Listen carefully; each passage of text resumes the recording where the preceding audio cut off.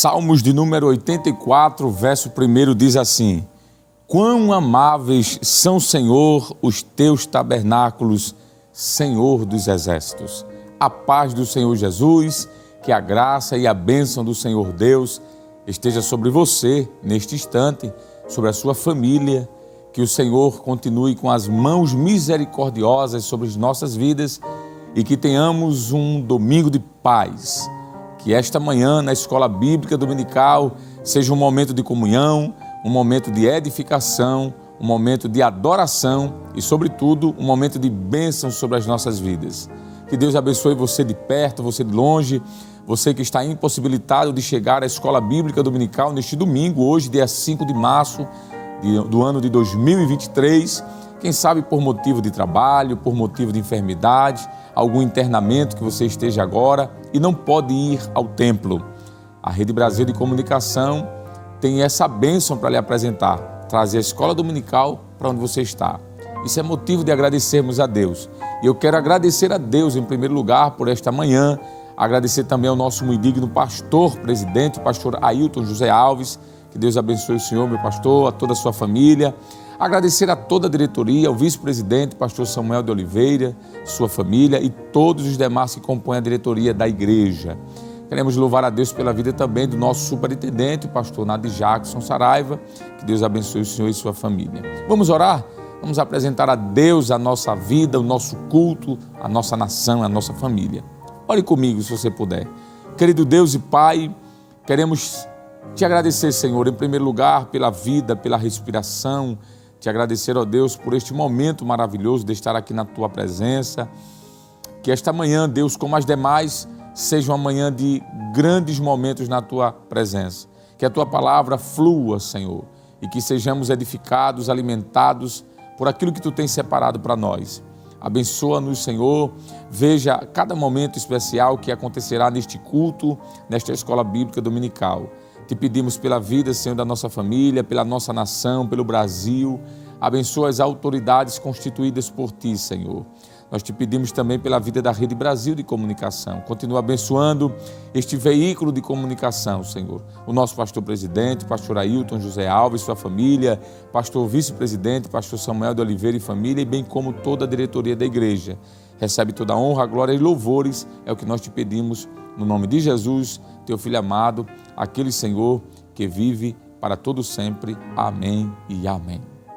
Glória a Deus. Vamos louvar a Deus? Chegou o momento de adoração e, para tanto, queremos convidar o nobre presbítero, nosso irmão Jailson, que está escalado para estar louvando a Deus. Enquanto ele louva, você pode aí adorar o Senhor. Presbítero, por favor.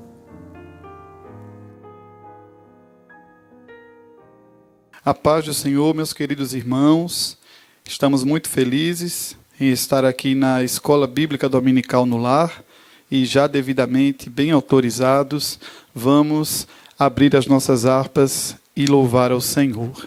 Hino de número 25, de todo o coração, Jesus, Tu és bom.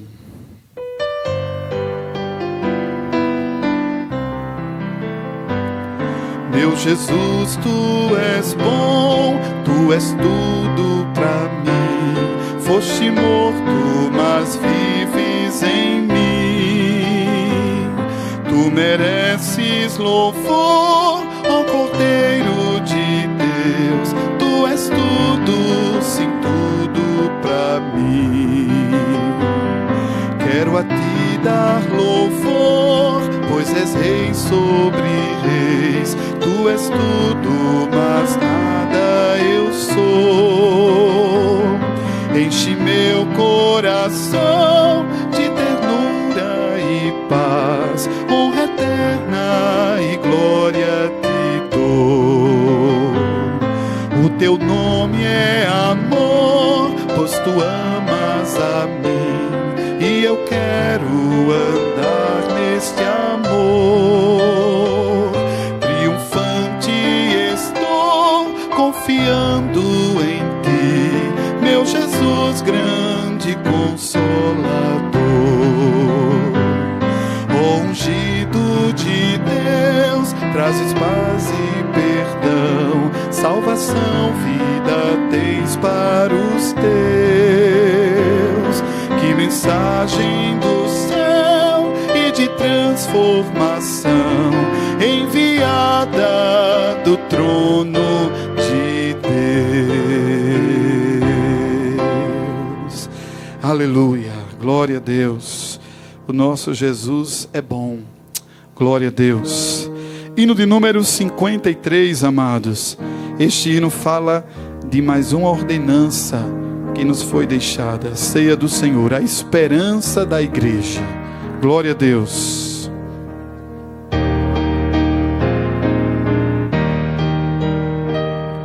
Até que volte o Salvador, cercando a mesa do Senhor, a ceia vimos celebrar, de Cristo a morte anunciar, e com humilde devoção render a Deus adoração, até que volte o Salvador.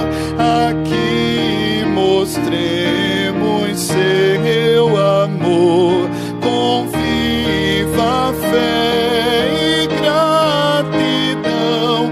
Participemos deste pão, obedientes a Jesus, lembrando assim a sua cruz, até que volte o Salvador, bebendo o cálice do Senhor.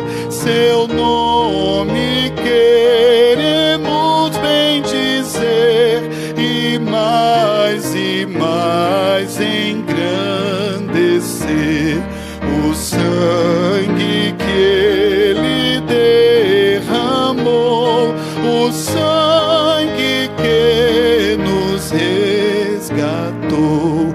Se duras são as provações, se fortes as perseguições, se as lutas fazem se sentir e custa-nos as resistir, não nos deixemos perturbar, são só até Jesus voltar, bem prontos para o receber, devemos sempre aqui viver.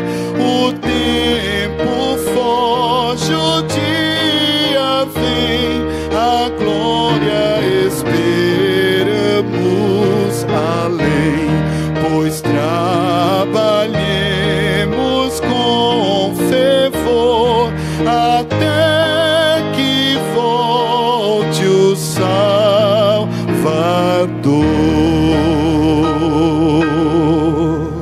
Amém. Glória a Deus. Que coisa boa estarmos na presença do Senhor, louvando o seu nome, agradecendo a Deus por tudo que Ele fez. Deus abençoe o nobre presbítero por esta participação. Mas, como sempre fazemos, chegou o momento agora de introduzirmos a lição de hoje, a lição de número 10, do dia 5 de março do ano de 2023. Está aí aparecendo na tela do seu televisor, do seu smartphone, seja por onde você esteja acompanhando, que tem como título O Avivamento na Vida Pessoal. O texto áureo da nossa lição está em Salmos 63, verso de número 3 e 4, que diz assim: porque a tua benignidade é melhor do que a vida, os meus lábios te louvarão, assim eu te bendirei enquanto viver, em teu nome levantarei as minhas mãos. Salmos 63, verso 3 e 4. A verdade prática, que é um pensamento que resume a lição, diz assim: a presença do Espírito Santo é uma realidade em todos os dias da vida de um crente avivado. Nós temos agora os objetivos desta lição. Quais são os objetivos da lição de hoje?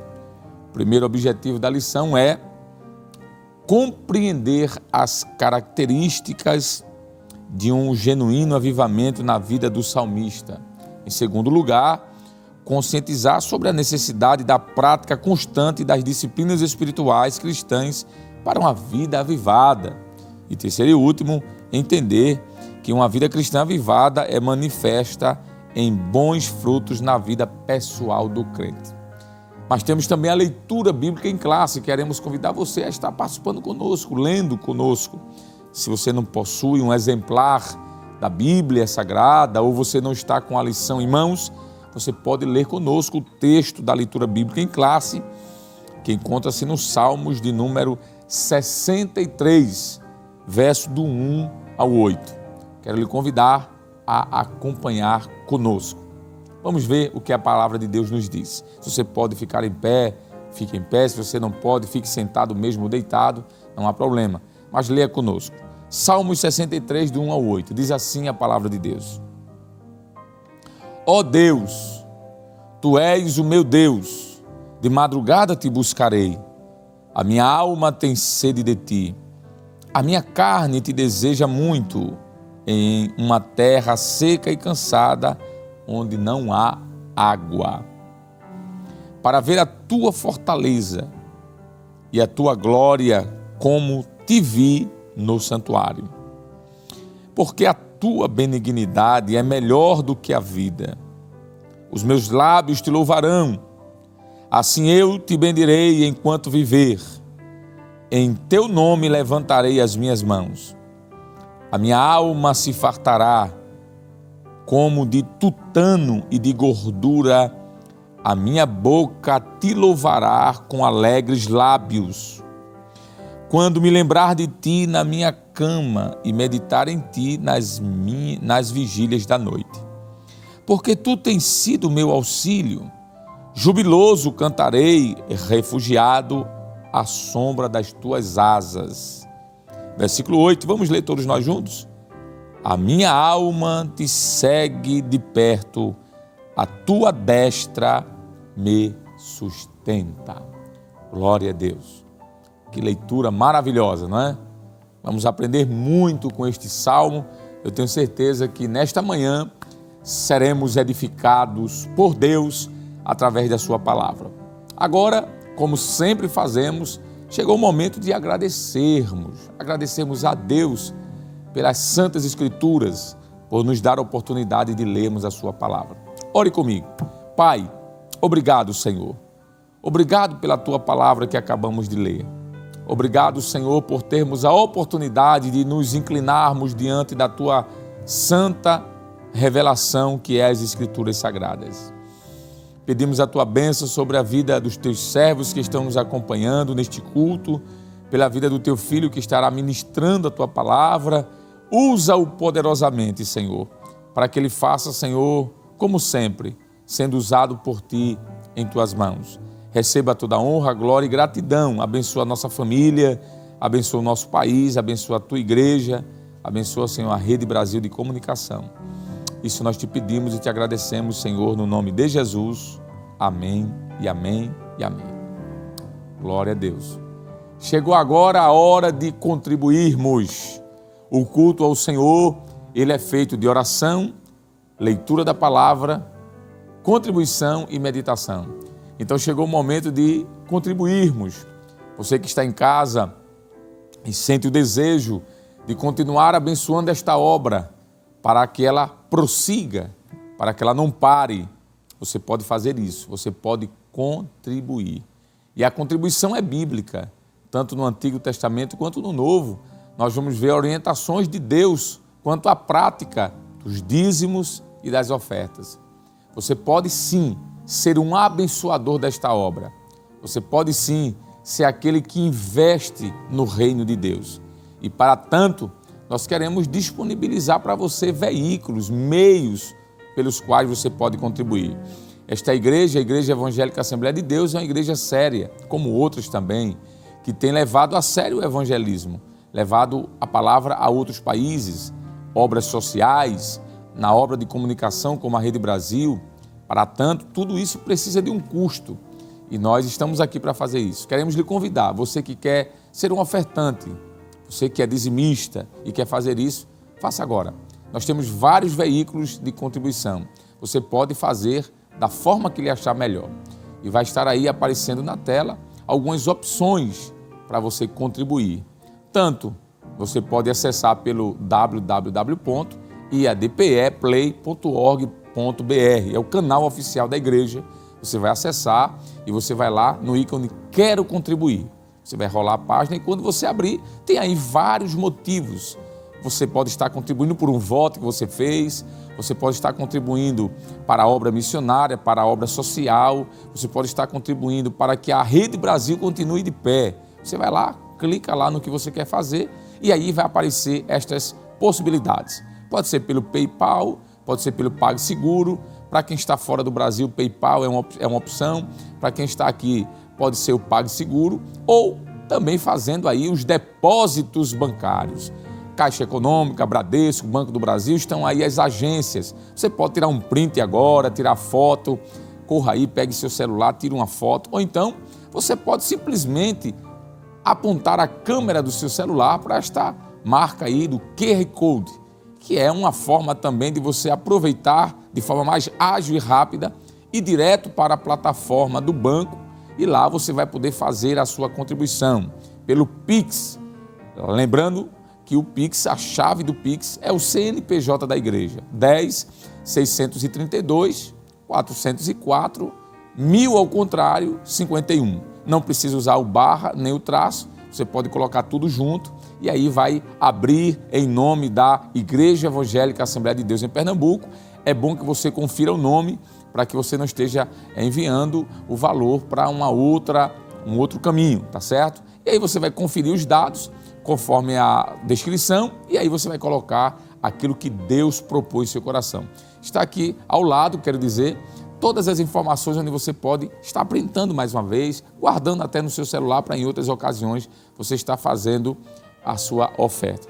Vamos orar pedindo a bênção de Deus sobre a sua vida. Você que está desempregado, quem sabe, e não tem condições de contribuir agora, não se preocupe, não. Continue orando, nós vamos orar para que Deus lhe abençoe, as portas de emprego se abram e você tenha condições de fazer isso em outra ocasião. A bênção de Deus também está sobre você. A Bíblia diz que Deus primeiro olhou para Abel e depois para a sua oferta. A oferta não vem antes do ofertante, a oferta ela vem depois. Então Deus está interessado em você, no seu coração. Ah, mas eu não posso contribuir. Tudo bem, mas como está o seu coração? Se no seu coração você já sente esse desejo, para Deus você já contribuiu. Então vamos orar. Pai querido, em nome de Jesus, te pedimos, ó Deus, por este empresário que vai contribuir, por este microempresário, mas por esse autônomo, Senhor, por este desempregado, que tem lá, Senhor, a ofertinha da viúva e vai nesta manhã de hoje contribuir para a tua obra. Abençoa a todos na mesma medida, Senhor, sem distinção, que todos sejam alcançados por tua bênção. Estende tuas mãos, abençoa a tua igreja, para que haja, Senhor, mantimento e para que a tua obra prossiga avançando em frente. Nós te pedimos, ó Deus, abençoa a todos, abençoa o nosso país, nosso Brasil. Ó Deus, abre, Senhor, indústrias neste país. Abre as portas para que os empresários possam, Senhor, ter condições de agregar mais funcionários ao seu corpo funcional. Abençoa-nos em nome de Jesus. É o que eu te peço, Senhor, e te agradeço no nome santo do teu Filho amado, aquele que vive e reina para todo sempre. Amém e amém. Glória a Deus. Mais uma vez, vamos convidar o nobre presbítero, nosso irmão Jailson. Ele vai estar louvando ao Senhor com mais um hino. E neste momento que o servo de Deus vai estar cantando, nós vamos pedir para que você faça a sua parte. Abençoe a obra, porque a Bíblia diz que Deus ama aquele que dá com alegria. Presbítero Jailson, mais uma vez, por favor, no momento ofertório. Amém, glória a Deus. Vamos abrir as nossas harpas. Hino de número 370, Grato a Ti. Glória a Deus, de todo o seu coração, agradeça ao Senhor. Ó meu Senhor, dá-me mais gratidão por tudo que Tu fizeste por mim, por Tua graça no meu coração, que me encheu de ventura sem fim. Mais grato a Ti, mais grato a Ti, mais consagrado, ó, faz-me, Senhor, mais humilhado e cheio de amor, faz-me mais grato a Ti, mais grato a Ti. Que graça deste ao meu coração, a santidade, a paz e a fé, gozo celeste, consolação e liberdade de estar aos Teus pés. Mais grato a Ti, mais grato a Ti, mais consagrado, ó, faz-me, Senhor, mais humilhado e cheio de amor, faz-me mais grato a Ti, mais grato a Ti. Ó meu Senhor, Tu fizeste por mim o que ninguém poderia fazer. Na cruz pregado vertestes assim sangue no qual sempre posso vencer.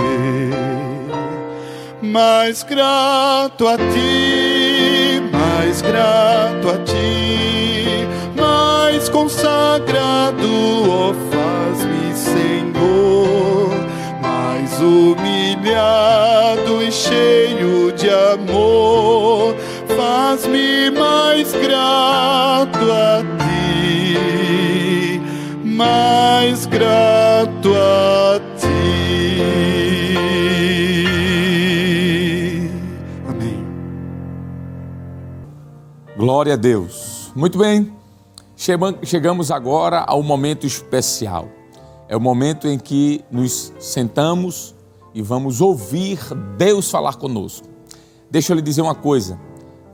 Neste domingo, a mensagem desta lição é maravilhosa. Vai falar sobre o avivamento pessoal. Quem sabe você está aí nos ouvindo, precisa desse avivamento. O que fazer para alcançar esse avivamento? Quais as características de um avivamento pessoal? O que eu preciso melhorar para que a minha vida seja de fato avivada? E para tanto, tem sido escalado pelo nosso pastor presidente, o evangelista, ministro do Evangelho, Jonathan Lucena, que coopera ali na superintendência das escolas bíblicas dominicais. Pai do Senhor, ministro. A paz do Senhor, evangelista Alessandro. Amém. Vamos estar orando pelo Senhor, para que mais uma vez o Senhor seja um instrumento de Deus para abençoar as nossas vidas. Amém. Deus lhe abençoe. Glória a Deus. Meus irmãos, saúdo a todos com a paz do Senhor Jesus. Quero dizer também da minha alegria, satisfação de poder estar participando desta manhã de adoração, onde estamos na presença do Senhor nosso Deus, para adorá-lo e também aprendermos da sua palavra. Agradecer ao nosso Deus por esta honra, a honra de servi-lo, também cooperando com o nosso pastor presidente, a quem também externamos a nossa gratidão pela confiança, dando a condição de estarmos aqui cooperando com a superintendência das escolas bíblicas dominicais e juntamente com você estarmos aprendendo a santa palavra de Deus. E como já foi muito bem apresentado pelo evangelista Alessandro Barreto, a lição que estaremos estudando nesta manhã, a lição de número 10, tem como título o avivamento na vida pessoal. Exatamente este tema, o avivamento na vida pessoal. Nós estaremos estudando subordinados a esta temática. Já estamos indo, ao final, caminhando para o final deste primeiro trimestre de 2023 e gratos a Deus pela oportunidade feliz de estarmos estudando esse assunto tão importante, que trata do nosso dever como cristãos de estarmos com a nossa vida avivada. Nós tivemos a oportunidade de lições anteriores termos abordagens sobre este assunto, partindo do geral para o particular. E a lição de hoje vai estar tratando exatamente deste aspecto, falando do avivamento pessoal. Nós vimos avivamento no Antigo Testamento, no Novo Testamento, à luz da história mundial, através da realidade do pentecostalismo no Brasil, no nosso estado. E agora, observe na lição de número 10, fazendo menção não apenas ao avivamento no aspecto coletivo, mas no aspecto individual ou pessoal. E a proposta exatamente é esta, estarmos aqui nesta oportunidade, meditando a respeito deste assunto. Uma vez que o texto escolhido como tema para esta lição, Salmo de número 63, versos de 1 a 8, nós encontramos este texto da palavra de Deus retratando a experiência do salmista Davi, que sabemos ser, claro, um homem falível como qualquer outro, como qualquer um de nós. Por isso representa também como sendo alguém chamado pelo próprio Deus de um homem segundo o coração de Deus. Este servo dele, chamado Davi, tinha, sobretudo, apesar das suas fragilidades, características de alguém cuja vida era, de fato, avivada. E partindo da experiência retratada neste Salmo de número 63, é que nós estaremos meditando, estudando sobre o avivamento na vida pessoal.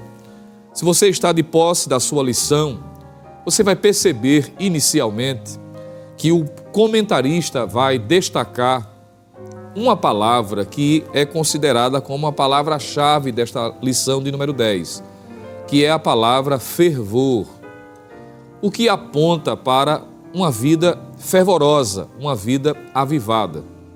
A propósito, nós encontramos o apóstolo Paulo, ao escrever a sua epístola aos Romanos, capítulo 12, versículo de número 11, trazendo essa palavra de orientação, mostrando a necessidade de não sermos vagarosos no cuidado, sendo fervorosos no Espírito, servindo ao Senhor. Ele mostra de que a nossa vida deve ser marcada pelo fervor, o que é um termo intercambiável para a expressão em destaque desta lição, deste trimestre, que é a expressão avivamento. Quando lemos o Novo Testamento, especificamente, nós vamos perceber que a vida espiritual ela é comparada em alguns textos como trazendo a ideia de temperatura. Quando lemos, por exemplo, a carta dirigida à igreja de Laodiceia, nós vamos encontrar Jesus trazendo uma palavra de exortação a respeito daqueles que nem eram frios, nem quentes, mas eram mornos. Isso aponta para níveis de espiritualidade da vida cristã. Observe que alguém pode ter uma vida fervorosa, como também pode ter uma vida apática. No caso da igreja de Laodiceia, era algo tão deplorável que eles eram mornos. A temperatura espiritual foi medida pelo Senhor naquela igreja como sendo pessoas mornas espiritualmente, a ponto de trazer um mal-estar. E a linguagem que o Senhor usa é exatamente de rejeição por conta da realidade espiritual que eles vivenciavam. Então, perceba que dentro dessa realidade cristã, nós, como servos de Deus, não podemos nos permitir ter vida fria espiritualmente, não podemos ter uma vida morna espiritualmente, mas nutrir em nosso coração, em nossa vida, a espiritualidade avivada, ou, usando a linguagem do apóstolo Paulo em Romanos 12, 11, fervorosos.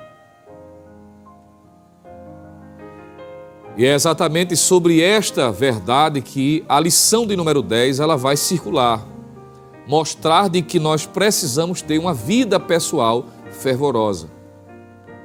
E isso não depende da circunstância, isso não depende do contexto em que eu estou inserido. E é o que a lição vai propor também, mostrando que o fervor espiritual deve ser uma atitude pessoal de todo crente. A despeito da circunstância, a despeito da realidade, nós precisamos possuir uma vida fervorosa. E eu aproveito essa afirmação já para lhe situar à luz do Salmo 63, uma vez que o Salmo 63, a sua autoria é atribuída a Davi, como a própria epígrafe nos mostra. E um detalhe bem importante é que na epígrafe da maioria das Bíblias é colocado como Salmo de Davi quando estava no deserto de Judá. E esta informação histórica, ela é muito importante para nós entendermos aqui algumas falas, algumas afirmações do salmista, porque ele estava enfrentando um momento de dificuldade. Parte de alguns estudiosos vão dizer de que a dificuldade narrada no Salmo 63 é proveniente da perseguição promovida por Saul, que conduziu Davi aos desertos da Judéia especificamente. Outros, no entanto, vão dizer de que pode ser também situado historicamente este Salmo 63 no momento em que Davi estava fugindo da presença de Absalão, quando esse se insurgiu contra a liderança de seu próprio pai. Nós não vamos perder tempo aqui discutindo em que momento exato histórico, porque pelo que dá a entender, pode ser tanto em um como em outro. O certo é que podemos afirmar é que o Salmo 63 registra um momento de muita dificuldade vivenciada pelo salmista Davi. E é exatamente a respeito disto que o tópico primeiro da lição vai estar retratando. Davi sendo um exemplo de uma vida pessoal avivada em meio a uma circunstância não favorável. E isso aqui é digno de nota. E eu quero pedir a sua companhia nesse momento para lermos alguns pontos da lição, exatamente no tópico 1, ponto 1. Veja conosco, por favor, tópico 1 da lição, ponto 1. Vejamos o que diz a lição. Uma busca sincera, diz o comentarista. O estudante da Bíblia sabe que o salmista experimentou momentos de lutas, dificuldades e opressões ao longo da vida. Entretanto, mesmo diante desse processo difícil, o salmista desejava com entusiasmo a presença de Deus, a ponto dele dizer: ó Deus, tu és o meu Deus, de madrugada te buscarei. A minha alma tem sede de ti, a minha carne te deseja muito em uma terra seca e cansada, onde não há água. Ainda que ele vivesse em um período de sequidão e cansaço na carne, ou seja, no corpo, sua alma tinha sede de Deus e por isso promete buscá-lo na madrugada. O salmista tinha plena convicção: tu és o meu Deus. Observe que, a despeito da dificuldade em que Davi está envolvido, está passando por perseguição, está sofrendo ameaças, está sendo alvo da fúria de inimigos que se levantaram contra ele e está em um ambiente hostil, no deserto. Você sabe muito bem que deserto é figura de uma vida de dificuldades, de situações desfavoráveis. E este homem tinha tudo, claro, para nesse ambiente, talvez em razão de Deus estar permitindo ele sofrer aquela dificuldade, está passando por situações que ele não procurou, que ele não provocou. Ele poderia, quem sabe, azedar o seu coração, permitir que o seu coração se angustiasse a tal ponto de ele se entristecer, sair da presença do Senhor, ou talvez murmurar, praguejar, enfim, ele poderia enveredar pelo caminho de qualquer comportamento destes que citei ou semelhantes a estes. Mas o que é curioso é que, em meio à circunstância adversa, dentro desse contexto, Davi, ele vai além das circunstâncias, ele voa como a águia além da tempestade, ou acima da tempestade. E ele revela, através da sua expressão, já no verso 1, de que apesar das lutas vivenciadas, tem algo que ele entende como sendo prioridade. E aqui já aponta para uma característica de uma vida pessoal avivada. É que Davi, ele demonstra o desejo de buscar a Deus, colocando Deus como sua prioridade. Eu vou repetir isto. Em meio à adversidade, onde ele teria todas as razões possíveis, humanas, racionais, de buscar uma vitória da parte de Deus para o seu sofrimento, para a sua situação, e não estaria errado em fazê-lo, porque nós sabemos que Deus pode dar vitória. Você crê que Deus pode dar vitória ao crente fiel? Isso é uma verdade inconteste, mas observe que numa escala de prioridades, Davi entendeu que nesse ambiente, nessa circunstância, ele precisa relacionar o que é prioridade para ele. E a prioridade dele não é necessariamente o seu bem-estar físico, não é a vitória contra os seus opositores, não é uma situação de mudança em relação ao ambiente em que ele está, mas ele diz que o desejo, o anelo do seu coração é a pessoa de Deus. E isto aqui é muito significativo. Isso mostra que uma vida avivada, ela tem como prioridade a Deus, como sendo a fonte de toda a satisfação, como sendo aquele que é o suficiente para a sua satisfação pessoal. Entende que Deus pode dar vitória, mas ele não se limita a querer as bênçãos de Deus, mas ele quer o Deus da bênção. Davi, antes de pedir vitória contra as dificuldades ou em meio às dificuldades, ele nutre em seu coração o desejo anelante pela presença do Senhor.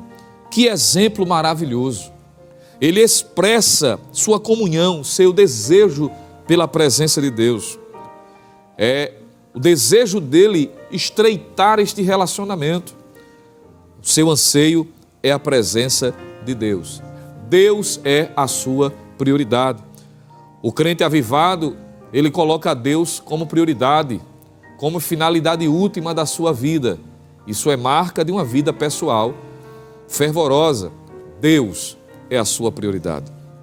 Observe que ele está tão ansioso, tão desejoso, que na versão corrigida diz que ele assim se expressa: de madrugada te buscarei. Salmo 63, verso 1. Na versão Almeida Revista e Atualizada, traduz essa expressão como sendo: eu te busco ansiosamente. É como se ele estivesse dizendo: o Senhor é tão importante para mim, o meu coração está tão sedento pela tua presença, em meio às dificuldades, que eu não vou esperar nem o sol raiar, eu não vou esperar amanhecer de fato para buscar a tua presença, eu já vou começar agora de madrugada. Ansioso estou por estar em tua presença. Que expressão maravilhosa!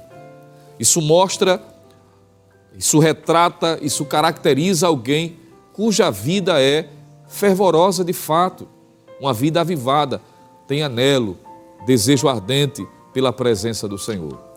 O que tanto Davi como outros salmistas também expressaram alegria em seu coração, ou este anelo ardente pela presença do Senhor.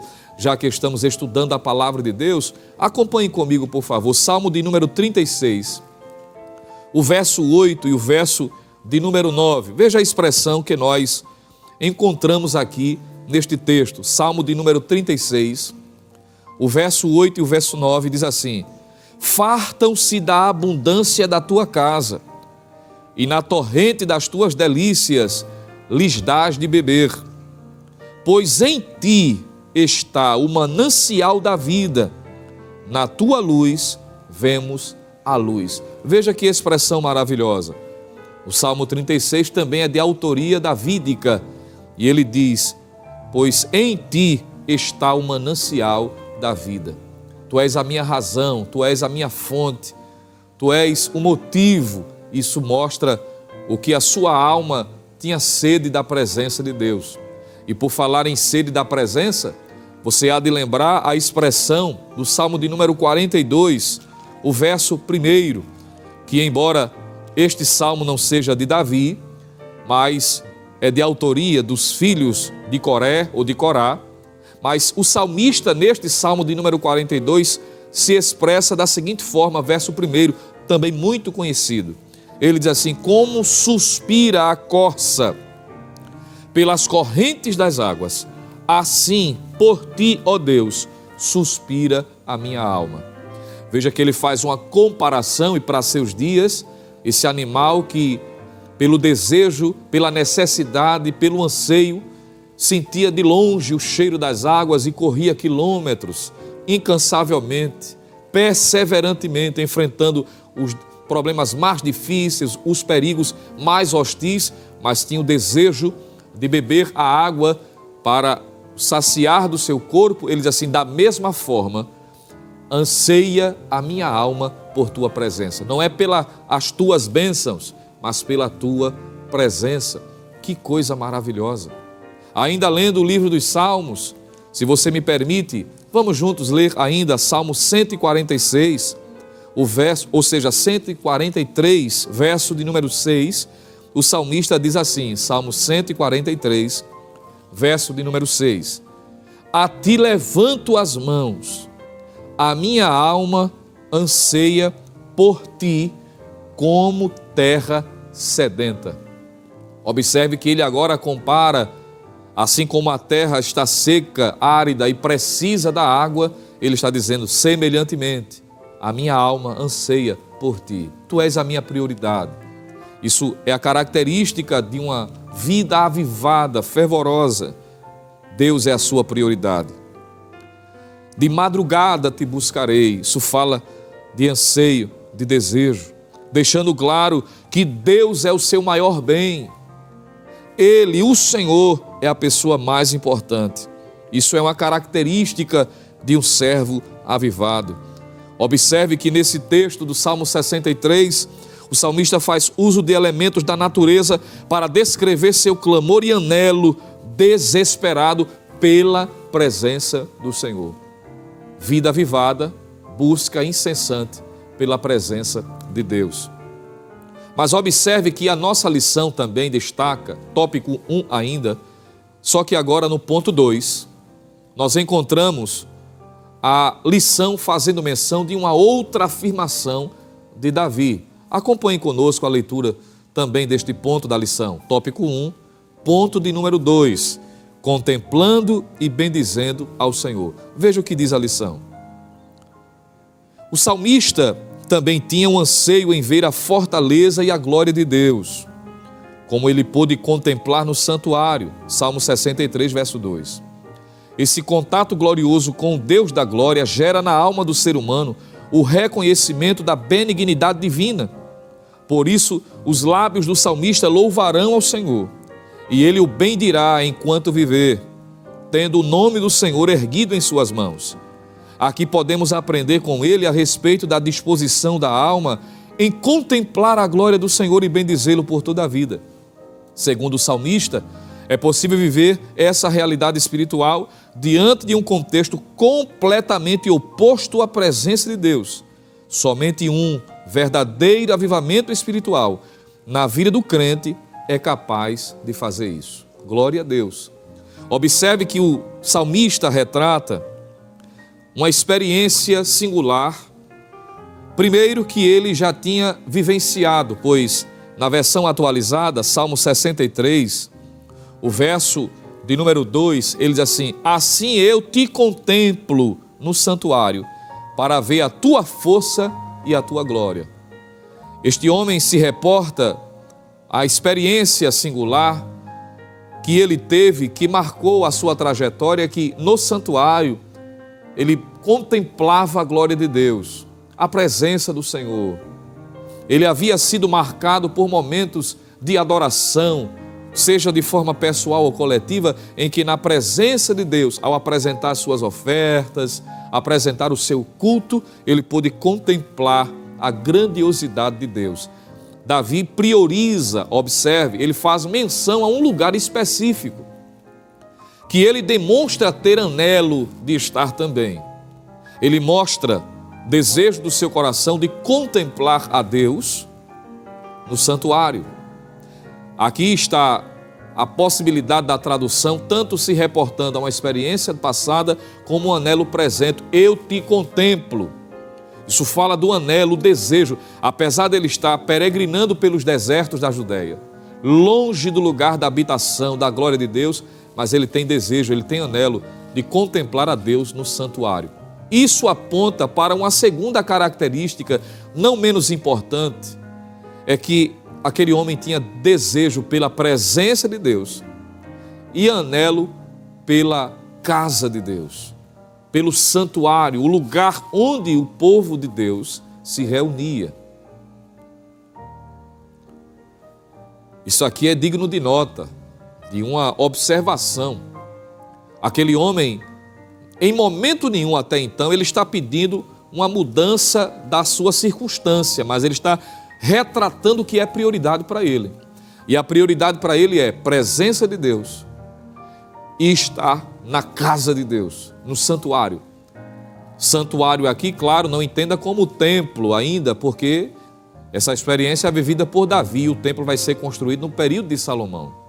Mas estamos retratando aqui aquele ambiente separado por Deus para o povo se reunir, onde a arca estava presente, onde a presença do Senhor se revelava. Observe, Davi expressa o desejo no seu coração de estar onde? Santuário. Vida avivada é refletida por frequência no culto, por anelo para estar na presença de Deus, na casa de Deus, junto com o povo de Deus. Davi, ele aponta para esta realidade. Ele faz menção de que o seu coração está fervoroso a ponto dele ter desejo de contemplar Deus no santuário, no santuário. Isso é importante, porque não tem como nós harmonizarmos uma vida fervorosa distante do lugar onde Deus se revela, da presença do Senhor. Todo crente salvo em Cristo Jesus, tendo condições físicas, psicológicas, espirituais, ele está na presença do Senhor e na casa do Senhor. Salvo, por exemplo, alguém que está enfermo, alguém que está fisicamente impossibilitado. Não me refiro a estas pessoas, eu estou falando de pessoas que podem estar, mas não estão. Isso é indício, muito provavelmente, que a vida pessoal precisa de um avivamento, porque um crente avivado tem prazer de estar na casa do Senhor, de estar no santuário de Deus, de estar no lugar onde Deus se revela ao seu povo, onde o povo se reúne, converge para expressar a sua devoção e a sua adoração ao Senhor. É prazer de estar na casa de Deus. O salmista tinha tanto prazer que no Salmo 122, não é? Ele diz: alegrei-me quando me disseram, vamos à casa do Senhor. O fato somente dele ser convidado, isso já trazia alegria no seu coração, porque vida avivada tem prazer de estar no culto. Usando uma linguagem atual, um crente avivado, ele tem prazer de estar no templo, na congregação, adorando, glorificando, exaltando, buscando ao Senhor em oração, servindo nos mais diferentes serviços disponíveis para nós servirmos a nossa igreja, na nossa igreja. Isso aponta para uma vida avivada. Talvez, não sei, possa estar falando para alguém que está perdendo o fervor, a alegria de estar na casa do Senhor. Inclusive não foi hoje porque faltou este desejo. Parece que está arrefecendo a chama dentro do coração, mas receba esta palavra em nome de Jesus. O seu lugar é na casa de Deus. Talvez você que está afastado dos caminhos do Senhor, as circunstâncias adversas lhe levou para distante, situações que ocorreram, situações que não eram para ter acontecido, mas surgiu. Nós estamos fadados a enfrentar essas lutas, mas nós não podemos permitir que o prazer de estar na casa do Senhor seja tirado. A igreja primitiva, o escritor sagrado, o evangelista Lucas, nos diz, quando ele faz aqueles resumos, né, como viviam os crentes do primeiro século, que exemplo para nós, debaixo de muita perseguição, de muita opressão pela elite religiosa dos judeus, debaixo da perseguição posteriormente do próprio Império Romano. Nós encontramos a igreja nutrindo no coração o desejo de estar na presença do Senhor, ora no templo, Pedro e João, está em Atos capítulo 3. Estavam todos os dias no templo, diz a igreja, diz que a igreja assim estava, em Atos 2, 42 em diante, perseverando na doutrina dos apóstolos, no partir do pão, na comunhão, nas orações. Eles estavam todos os dias no templo, se reunindo no templo, nas casas, com singeleza de coração, louvando a Deus e caindo na graça do povo. Era uma igreja entusiasta, uma igreja que tinha prazer de estar na casa do Senhor, crentes fervorosos que estavam na casa do Senhor. Nós vivemos dias difíceis e precisamos nutrir em nossos corações esse anelo pela presença de Deus e estar na casa de Deus, com o povo de Deus, adorando ao nosso Deus. Seguindo, observaremos, portanto, que este homem retrata uma vida fervorosa, avivada. No ponto 3 do tópico 1 ainda, nós encontramos ele expressando, dizendo do Senhor, Ele é o meu auxílio, refletindo no seu coração o reconhecimento que Deus o tem ajudado, que Deus tem sido aquele que está ao seu lado, ombro a ombro, lado a lado. Isso é sentimento de gratidão. Nós encontramos o salmista reconhecendo a grandiosidade de Deus, quando ele diz, ainda no Salmo 63, o verso de número 3, na versão Almeida, revista e atualizada, é traduzido esse verso da seguinte forma: porque a tua graça é melhor do que a vida, os meus lábios te louvam. Reconhecimento da benignidade, da bondade de Deus para a sua vida. E em resposta a este reconhecimento de gratidão, este sentimento de adoração pelo que Deus é, pelo que Deus tem feito, ele diz, os meus lábios te louvam. Vida avivada, que coisa maravilhosa. É prioridade pela presença de Deus, de estar na casa do Senhor, no santuário, no lugar da reunião, onde o povo se reúne para adorar. Mas ele tem prazer, reconhecendo os feitos de Deus para com a sua vida, sua graça, sua bondade e sua benignidade, e como reflexo, como resposta, o que é que ele faz? Louva. Nós estamos falando de um homem que está no meio do deserto, enfrentando dificuldades, sendo perseguido, apenas debaixo de uma promessa, de um Deus que o tinha dito que ele seria próspero, que o abençoaria, que ele e sua família estariam no trono perpetuamente. E está agora esse homem enfrentando uma ferrenha perseguição. Mas apesar disso, ele encontra razões e motivos para agradecer, para ser grato, para louvar, para adorar. Sabe o que é isso? Vida avivada. É um crente cuja vida é cheia do Espírito Santo e não permite que as circunstâncias da vida suguem as suas energias e roubem dele o prazer de adorar. Ele louva, ele abre a boca para glorificar, para exaltar. Você não vai ver aqui Davi praguejando, deprimido, se permitindo que o seu coração ficasse azedo, questionando, indagando, onde estão as promessas, cadê Deus que não está vendo isso?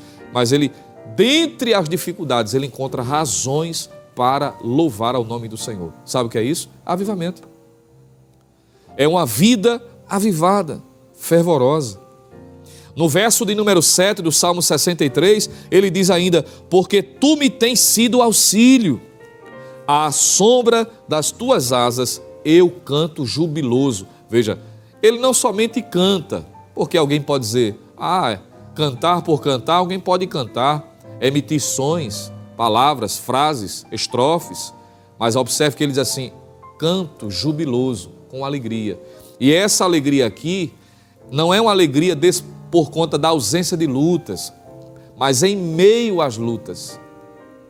E ele diz a razão pela qual ele consegue se alegrar a ponto de exaltar e glorificar ao nome do Senhor. Veja o que diz ainda, por favor, o verso de número 11. O rei, porém, se alegra em Deus. Veja que a fonte da alegria, a motivação é Deus do começo ao fim. A prioridade é Deus, a fonte da alegria é Deus. O anelo dele é a presença de Deus, é a pessoa de Deus, é a glorificação a Deus. A alegria é decorrente desta convicção, desta intimidade, desta certeza. Deus está no controle, Ele é digno de adoração, Ele é digno de louvor, e a Ele eu canto jubiloso. Glórias ao nome do Senhor por isso. Talvez você está recebendo uma enxurrada de tantas dificuldades. Talvez amanheceu hoje choroso, para levantar-se da cama foi difícil. Talvez aquele momento, como Paulo diz em Efésios capítulo 6, o dia mau, onde que parece que era melhor não ter acordado. Talvez você esteja enfrentando isso. Mas receba esta palavra em nome do Senhor Jesus, porque na medida em que aprendemos a sua palavra está sendo aplicada à nossa necessidade.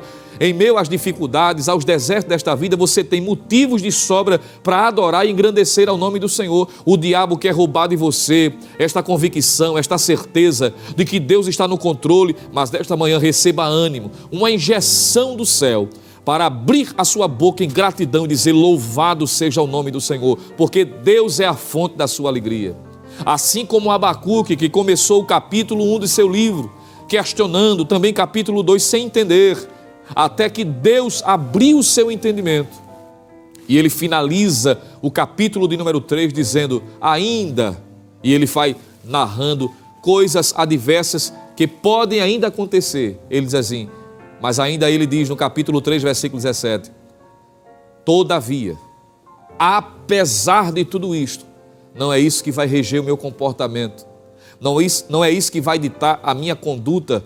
Coração fervoroso não é guiado pelas circunstâncias, ele é guiado pela certeza que existe um Deus no céu, que tem o domínio e o controle na palma da sua mão, e Ele é a fonte da sua alegria. Por isso que Ele diz, todavia eu me alegrarei no Senhor, exultarei no Deus da minha salvação. Deus é a fonte da sua alegria, Deus é a razão da sua existência, Ele é a motivação maior de você tirar força da fraqueza, de nutrir o sorriso no rosto, não porque está ausente de dificuldades, mas apesar das dificuldades, você sabe que Deus é poderoso para cuidar da sua vida, lhe dirigir e fazer com que as suas necessidades sejam saciadas. Eu quero lhe lembrar aqui, abrir um parêntese e lhe dar razões práticas para você se alegrar em meio às dificuldades. Não é se alegrar pela dificuldade. Ninguém é masoquista, ninguém gosta de sofrer. O sofrimento é decorrente da realidade do pecado. É algo antinatural dentro do projeto original de Deus. Mas a partir da queda de Adão e Eva, o sofrimento passou a ser uma realidade comum a todas as pessoas. O sofrimento é democrático. Sofre o crente, o não crente, o rico, o pobre, independente da etnia, independente do credo, todos igualmente sofrem pelas situações mais variadas. E tudo isso por conta do pecado original de Adão e Eva. Por isso que sentimos na pele. Ninguém se alegra por sofrer. Ora, isso é antinatural. Às vezes os cristãos são acusados erroneamente, dizendo alguns que nós incentivamos as pessoas a se alegrarem pelo sofrimento. Não é isso que a Bíblia diz. A Bíblia diz, em tudo dai graças. Em tudo. Isso fala em meio à circunstância. Nós nos alegramos não pelo sofrimento, mas sentimos alegria em meio ao sofrimento. É diferente. Glória a Deus por isto. Não é alegria pela dificuldade, mas em meio à dificuldade.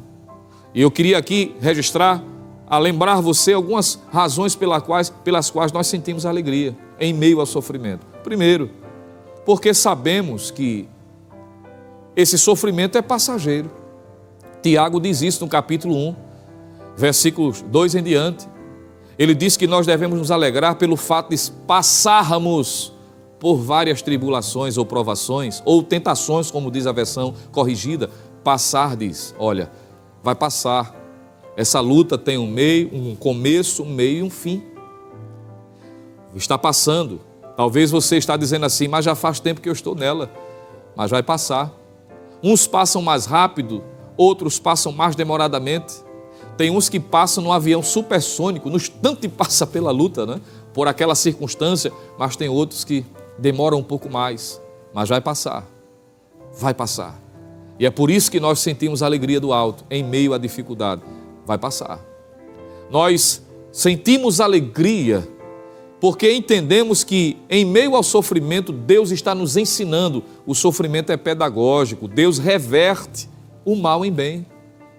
José entendeu isso, Gênesis 50, verso 20. Ele diz para os seus irmãos que foram instrumentos, não é, para trazer sofrimento para a sua vida. Mas ele diz assim: Deus tornou o mal em bem. Vai passar e Deus trabalha em meio a estas circunstâncias para nos ensinar, para nos chamar para perto. E eu finalizo lembrando, é um parêntese que abrimos aqui. Romanos 8, 28, Paulo diz: e sabemos que todas as coisas cooperam para o bem daqueles que amam a Deus, daqueles que são chamados pelo seu decreto. O que é que Paulo está dizendo? É que nós podemos nos alegrar em meio ao sofrimento, porque existe um Deus que tem um controle de tudo na palma da sua mão.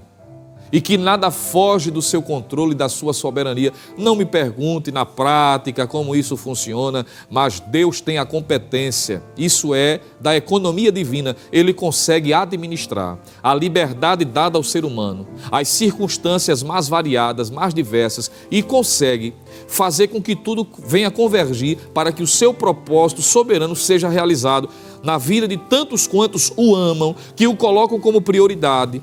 Ele tem condições de fazer com que tudo siga de acordo com a sua vontade. Ele está no controle. Você pode dizer para quem está perto de você nesta manhã, você pode dizer para quem for preciso você dizer, por que é que você conserva esse sorriso no rosto? Como é que você tem o coração fervoroso e adora e glorifica e exalta, mesmo nesta cama, neste leito do hospital, passando por esse sofrimento, essa perseguição, esse momento de humilhação, seja qual for a circunstância? É porque você sabe, e Paulo diz, sabemos, é um termo matemático. O texto do Novo Testamento não é algo especulativo, ele está dizendo, tenho certeza, tenho convicção. E nesta manhã o Espírito Santo está trazendo uma dosagem de força espiritual para você, para que você se anime, receba um ânimo para continuar adorando e glorificando ao nome do Senhor. Não tem nada perdido em meio a esta luta. Deus é poderoso, Ele está no controle, no domínio, está sentado no governo do universo e vai fazer com que a vontade dEle seja executada. E Paulo diz que a vontade dEle é boa, agradável e perfeita. No final, tudo irá se harmonizar e você vai ver que vale a pena servir a Deus, adorá-lo e colocá-lo como prioridade. Você pode dar glória a Deus por isto? Mas vamos à frente. Tópico 2 da lição nos aponta para atitudes ou elementos que devem ser nutridas na vida espiritual de cada servo de Deus, para que o avivamento seja uma constante. São elementos. A Bíblia mostra de forma clara que há atitudes que são indispensáveis para manter esse fervor, o que é chamado de disciplinas da vida cristã. São elementos imprescindíveis, que não podem ser dissociados, que não podem ser isolados. Eles fazem parte de um todo, compõem uma completude daquilo que Deus espera dos seus servos, que de fato desejam viver uma vida fervorosa. E a vida pessoal fervorosa passa primeiramente pela prática da oração. Isso está na lição, tópico 2.1, a prática da oração. É inaceitável, é inadmissível, não há possibilidade de uma vida fervorosa sem a vida de oração. Nós encontramos esta matéria, este assunto bíblico sendo destacado tanto no Antigo como no Novo Testamento, mostrando a Bíblia que deve ser um hábito comum ao todo crente. É atribuído uma pergunta feita a A.W. Tozer, quando perguntaram a ele o que é mais importante, orar, a vida de oração ou a vida da leitura da palavra? E há quem diga que ele responde com a outra pergunta, perguntando o seguinte: para um pássaro, qual é a asa mais importante, a direita ou a esquerda? Obviamente que são as duas. Por isso que a lição trata de elementos imprescindíveis que não podem ser descartados. Não é uma em detrimento da outra, é uma em conjunto, em parceria. E a oração ela é colocada como sendo esse elemento imprescindível, que não pode ser rejeitado, que não pode ser colocado como uma figura secundária, como algo de pouca importância. Quando nós olhamos para as páginas da Bíblia Sagrada, nós vamos ver, por exemplo, Davi, que é um exemplo de uma vida fervorosa, como a lição propõe a partir do Salmo 63, onde ele próprio se expressa no Salmo 55, verso 17, ele diz: de tarde e de manhã e ao meio-dia orarei e clamarei, e ele ouvirá a minha voz. Veja que vida constante de oração. Ele fala de momentos sequenciados de um dia em que ele prioriza conversar, orar, buscar a presença do Senhor em oração.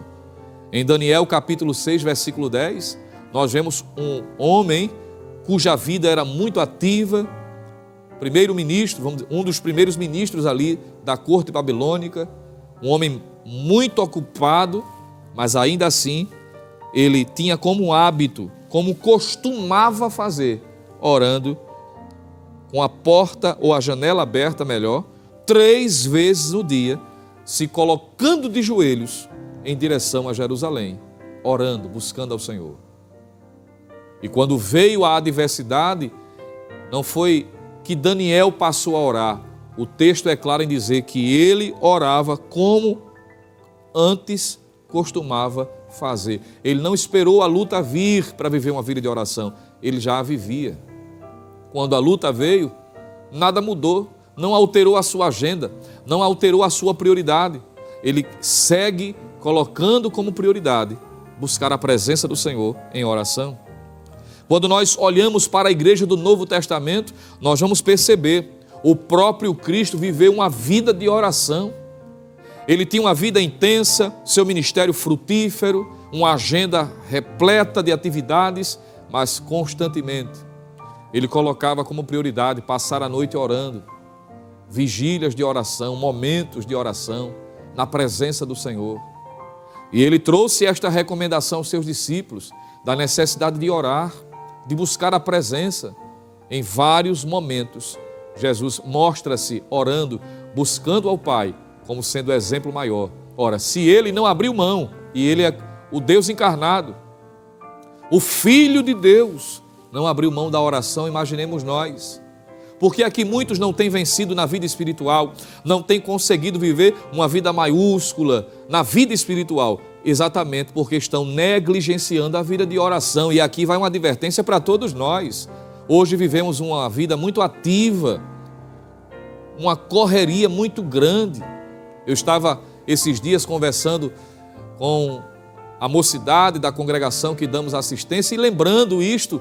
Na minha época de jovem, não se exigia tanto quanto a questão social, mas hoje é uma exigência, é uma correria. Pessoas estudando de forma integral o dia inteiro, pessoas que trabalham 2, 3 expedientes, estudam, fazem faculdade, graduação, pós-graduação, especializações as mais variadas, para não ficar desatualizado, porque a cada vez mais é uma exigência para que tenhamos condições mínimas. O que antigamente era algo que trazia uma certa, como eu posso dizer, uma certa estabilidade, hoje já existem preocupações. Por isso que essa correria, essa frenesi, e dentro dessa realidade corrida, muitos têm negligenciado a vida de oração. E dizem, não tenho tempo. Mas, às vezes, o tempo é preenchido com outras coisas. Utilização das redes sociais, conversas relativas que poderiam ser colocadas como algo de segundo plano, mas para a oração não tem tempo. Quando olhamos para a palavra de Deus, quando nós olhamos para a Bíblia Sagrada, Paulo traz a recomendação: orai sem cessar. É uma vida intensa de oração. É orar em casa, é orar na igreja, é orar enquanto trabalha, é orar enquanto está em uma atividade, sempre antenado, ligado, conectado, uma linguagem muito utilizada em nossos dias, com a presença do Senhor. A leitura da palavra, devocional das Escrituras, é um ponto importantíssimo. Lembremos a palavra, não é? A fala de A.W. Tozer, assim como a oração, a leitura da palavra, assim como para um pássaro as asas direita e esquerda são importantíssimas, A oração e a leitura da palavra trará o equilíbrio para a vida espiritual, para alguém viver debaixo da bênção de Deus, para que seja uma vida avivada, para evitar extremos, nem ser formalista, nem ser fanático. Oração e palavra, graça e conhecimento. Que casamento perfeito! É o que a Bíblia nos nutre, incentiva.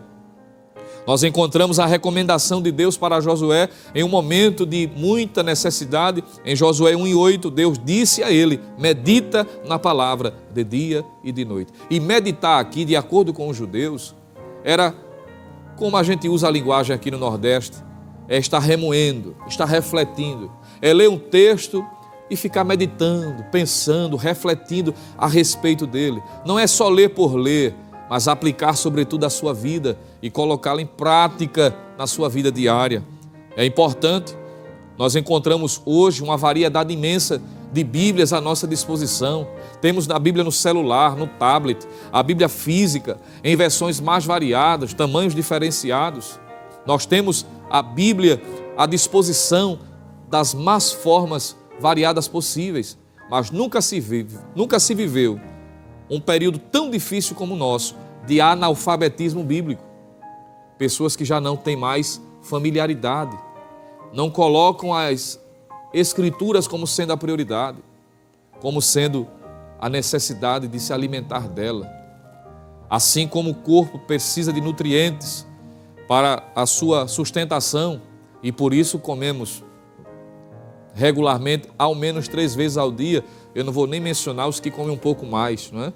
Mas regularmente, pelo menos 3 refeições. Mas há pessoas que passam dias, semanas, meses, sem ler, sem meditar. Às vezes o que fazem é apenas ler um texto quando está na igreja, e às vezes de forma desatenciosa.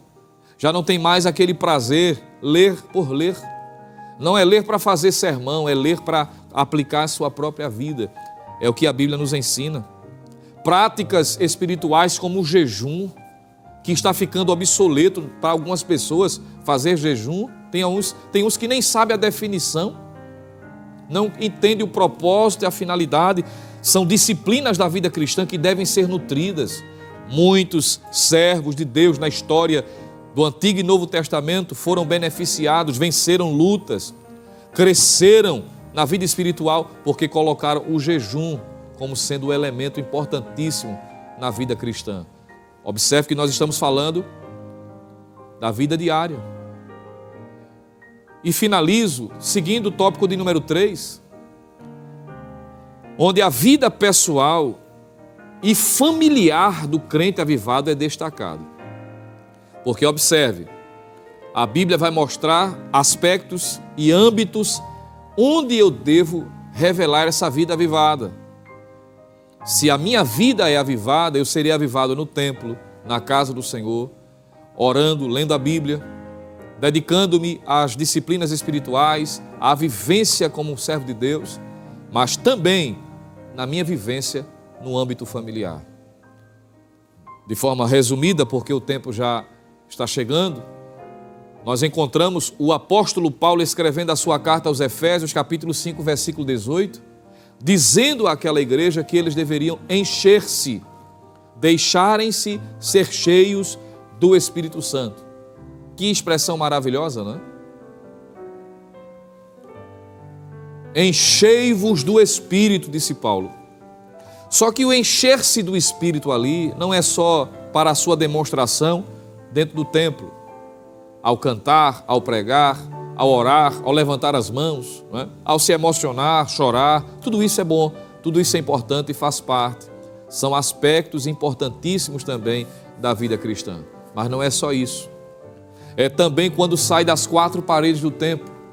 É na vida relacional entre os cônjuges, em submissão, em amor, em companheirismo, em tratar bem os filhos obedecerem os pais. Observe que Paulo vai linkar, ele vai relacionar o ser cheio do Espírito Santo, não só entre as 4 paredes do templo, porque, me permita dizer, há pessoas que aprenderam a contracenar, são especialistas em demonstrar uma aparente espiritualidade, uma maquiagem espiritual, mas nem sempre a aparência condiz com a essência.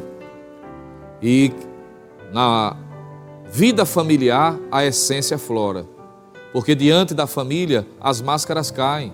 No convívio íntimo familiar não tem como contracenar, não tem como fingir ser outro, porque a família conhece. E precisamos revelar no meio da família que somos cheios do Espírito Santo também.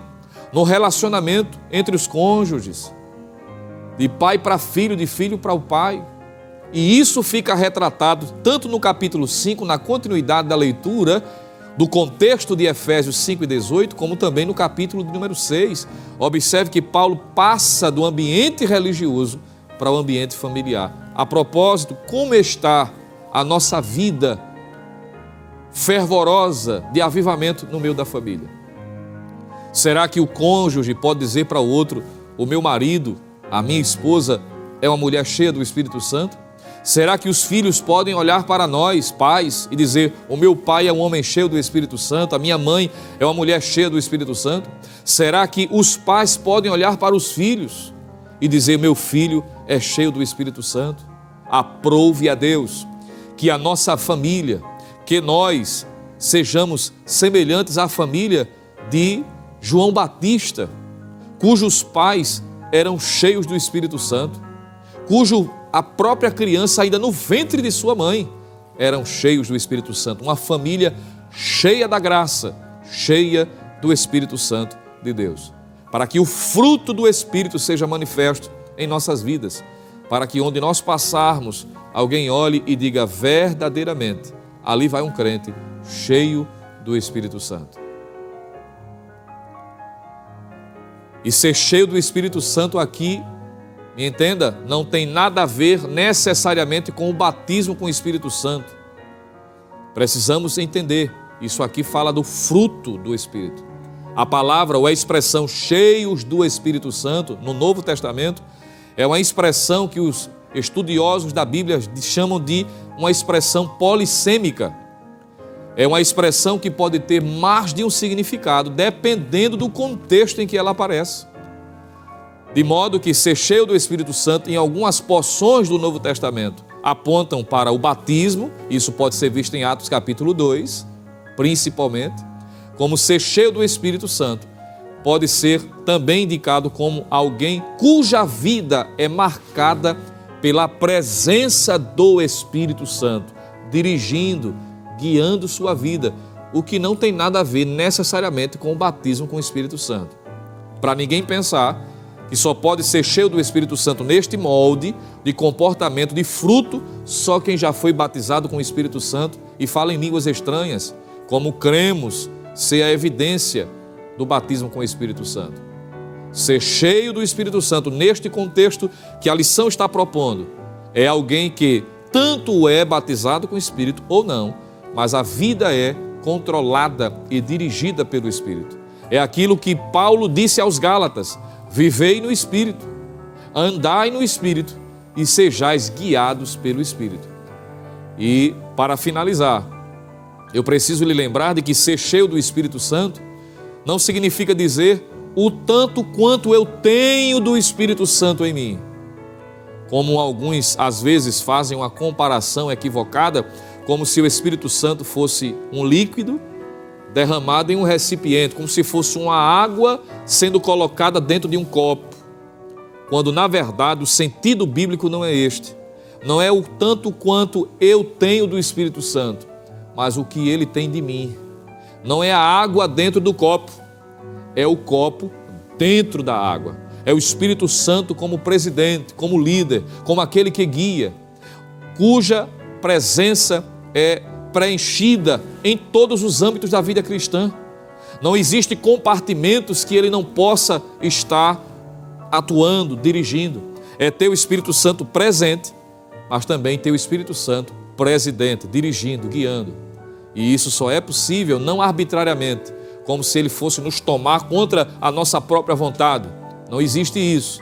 O Espírito Santo não é como os demônios que agem, não é, coercitivamente, tomando a pessoa no sentido de ser uma possessão. Não, é uma concessão. É o crente se deixando ser permitido, trabalhado pelo Espírito Santo, permitindo que o Espírito Santo trabalhe em sua vida. Então o fruto automaticamente é gerado. E por onde passarmos, como disse o Senhor, as pessoas veem a luz brilhando, percebem o sal salgando.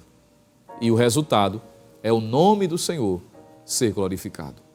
Que Deus nos ajude, que possamos colocar em prática a bendita palavra de Deus. E como Davi, em uma terra seca, árida, em um momento de perseguição e de dificuldade, possamos revelar que as nossas vidas, de forma pessoal, independente do ambiente, vivamos uma vida pessoal avivada. Que Deus abençoe. Agradeço pela sua parceria, aprendendo junto a palavra de Deus. Glória a Deus. Muito bem, ministro, vou pedir para o senhor ficar aqui conosco. Fomos ricamente abençoados nesta manhã, né? Eu não tenho dúvida de que o senhor foi um instrumento de Deus para abençoar nossas vidas. Uma palavra maravilhosa como esta, que fala sobre o avivamento pessoal.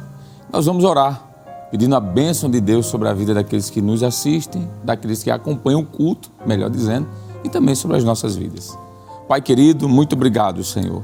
Obrigado, Senhor, por esta palavra tão abençoada que acabamos de ouvir.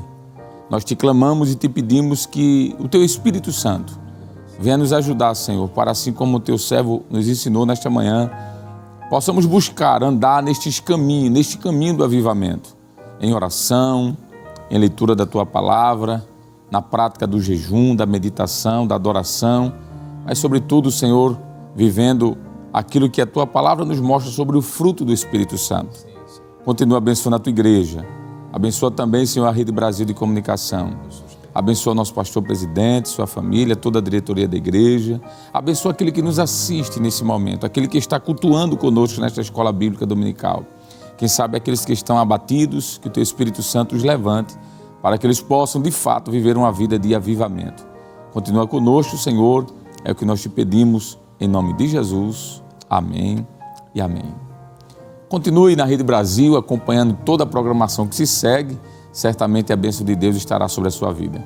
E que a graça do nosso Senhor e Salvador Jesus Cristo, o grande amor de Deus, o nosso amado e bondoso Pai, a comunhão e as consolações do Divino Espírito Santo continuem sobre as nossas vidas agora e para sempre.